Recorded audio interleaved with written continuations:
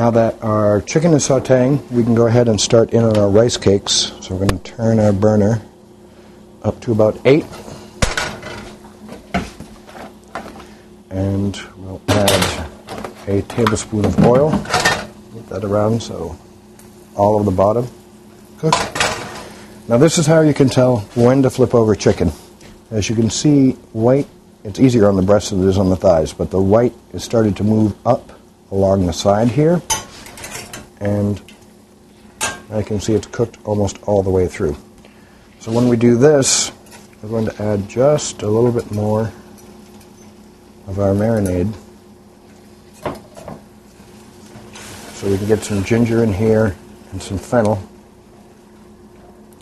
And when these parts of pink here on the side disappear, we're going to add even just a little bit more and then bring that down so we have a nice sauce over the top. All right, our oil is starting to heat, so we're going to take our cakes and add them.